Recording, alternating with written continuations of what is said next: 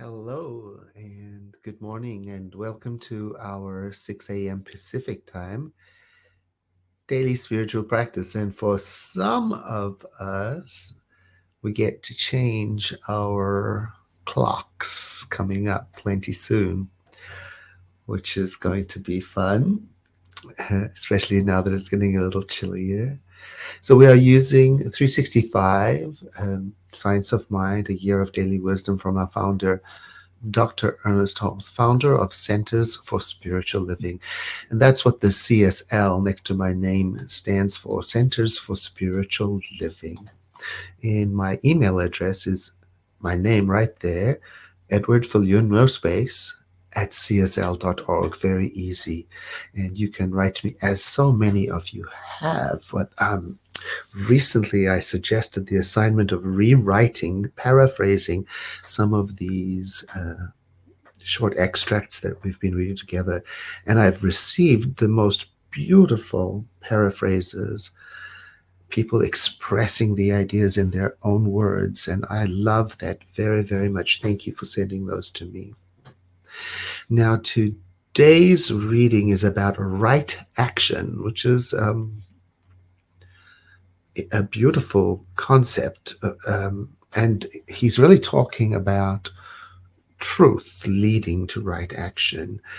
The reading starts off with a quote from John 8:32, very well known, very famous among Christians and non-Christians alike.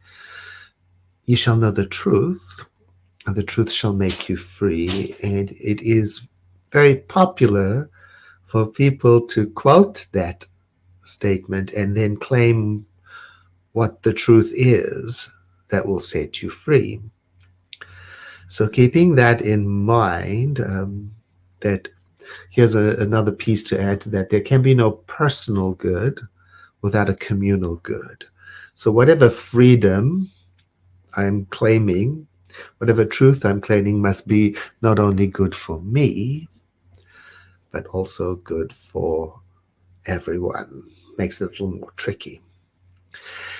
In the writing, again, this month is a little more like mini lessons than it is contemplative meditation. In the writing, he talks about Jesus, who implies that there is a truth which, known, when it's known, automatically will show up in our experience. Dr. Holmes asked the question, what could this truth be then, other than our union with life? And when he talks about life in this way, he often means life as a synonym for the divine, for the living spirit. What else could this truth be than our conscious union with the living spirit? It is wonderful to consider this spiritual and high idea of truth, the truth that frees us from the tyranny of fear. How can we feel afraid in a world that is the living spirit expressing? So that's the idea. And it frees us from the thraldom of fate, being trapped in an idea of an outcome or a life that I don't want, that not intended for me. The idea then is that when I know the truth, I become part of life's creativity and I create new destinies and new possibilities. Every time I learn something, every time I choose wisely, every time I express that which is in harmony with life itself, I create new destinies. I'm no longer in the thraldom of fate.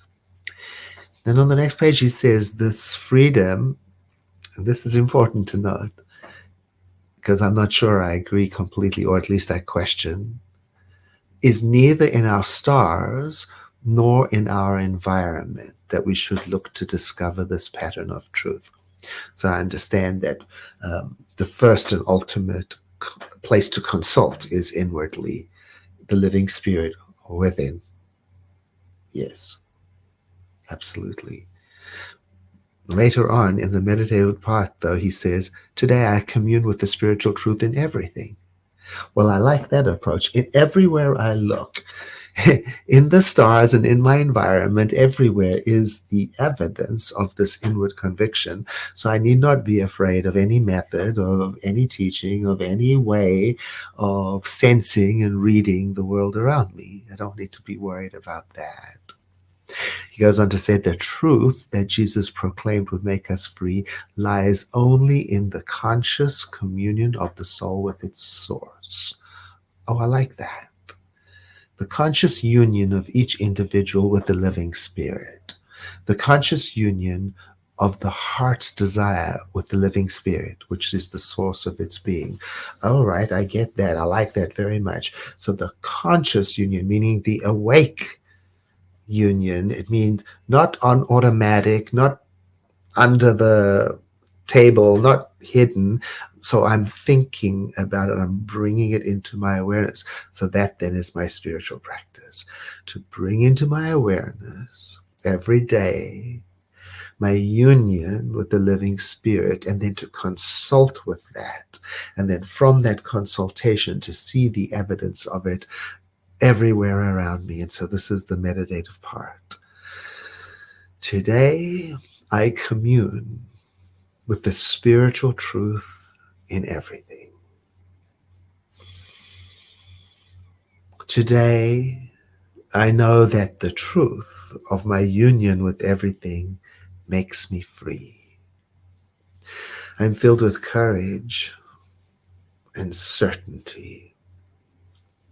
Today, there is a song in my heart as I gladly announce that truth, that I am one with the living Spirit. And that truth is the revelation of the living Spirit through humankind.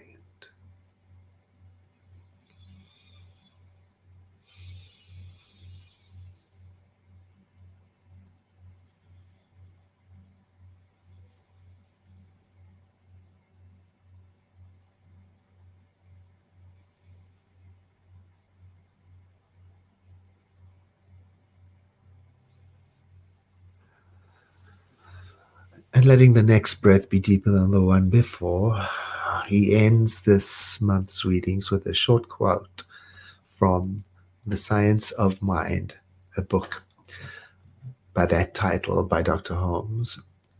And this is a nugget for us to carry through the day. In mental work, we must realize that there is one infinite mind which is consciously directing our destiny. Oh, that's interesting, and a lot to unpack there.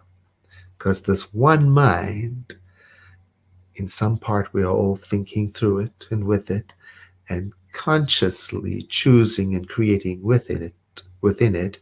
And in that regard, there is some wiggle room around this thing called destiny. No longer fate, but a living, co-created, vibrant, organic something that changes with us. A lot to think about. Thank you so much for letting us know where you're tuning in from. Thank you for that. And thank you for traveling with me so long, for such a lovely journey through this year. We've still got a month and a bit to go, almost 2 months. And what a beautiful accomplishment that we've practiced together. I look forward to seeing you again tomorrow.